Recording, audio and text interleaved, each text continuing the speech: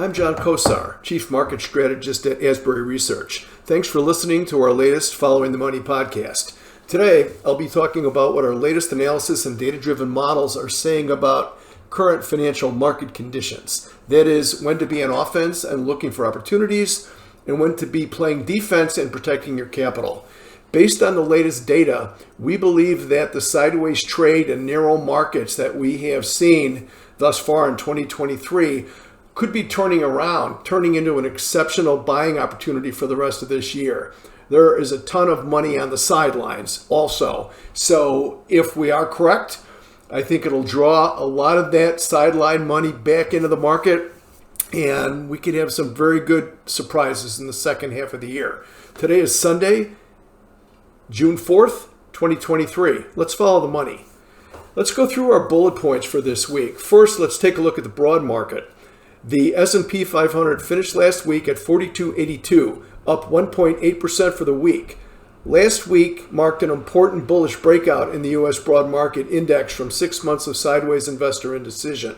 Meanwhile, longer-term technical patterns indicate the potential for another 7 to 12% rise in the index from here as long as market internals remain positive. Our Asbury 6 risk management model, which measures these key market internals every day, has been positive or bullish since May the 18th, so about 2 weeks now.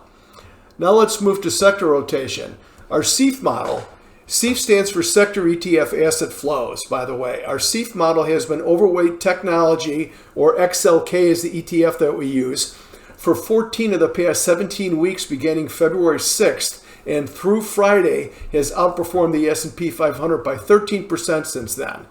Our CEF model has also been overweight communication services for 9 of the past 10 weeks beginning March 27th and has outperformed the S&P 500 by 4% since then. Moreover, technology and communication services have been the 2 top performing sectors year to date. For those not familiar with our CEF model, it's our own proprietary model that tracks the asset flows that are moving around the 11 sectors of the S&P 500 like a monopoly board. It's following the money as it moves around the board. We have discovered that our model is showing that these asset flows typically lead price trends that eventually occur because of them. As money moves into one place in the market, that part of the market tends to go higher, it tends to outperform. Now let's shift our focus to domestic asset allocation.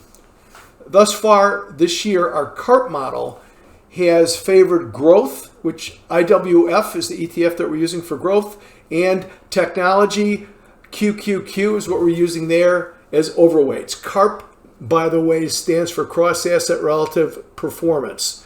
Growth has outperformed value by 20% since first appearing in our CARP model on January the 26th as a buy or overweight, while also outperforming the S&P by 11%.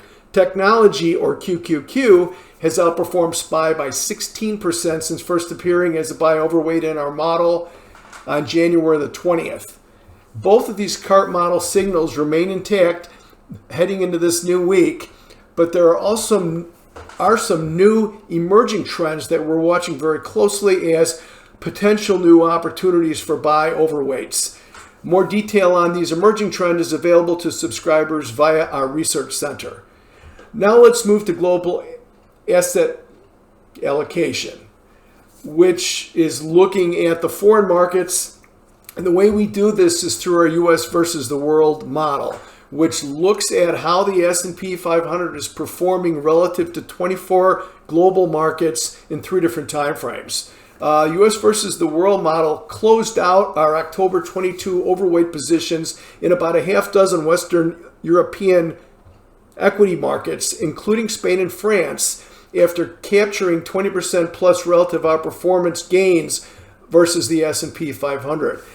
We view the fact that these Western European outperformance trends have ended as an indirect indication of upcoming outright and relative strength coming out of the U.S. via the S&P 500. So there it is. This concludes our bi-weekly Following the Money podcast for today, and a short synopsis of what we think is particularly important to pay attention to during the month of June.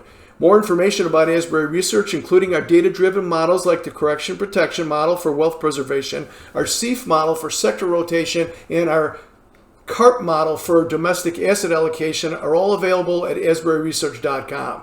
If you like what you see there, you can use the contact tab to request pricing for our premium services. If you'd rather just take advantage of the free stuff for now, you could go to the Asbury Research YouTube channel and subscribe for more access to additional audio and video presentations like this one. Finally, the legal stuff. This podcast is provided for information purposes only and is not intended to be a solicitation to buy or sell securities. The performance indicated from backtesting or historical track records may not be typical of future performance. No inferences may be made and no guarantees of profitability are being stated by Asbury Research, LLC. The risk of loss in financial assets can be substantial. Therefore, you should carefully consider whether such trading is suitable for you in light of your financial condition.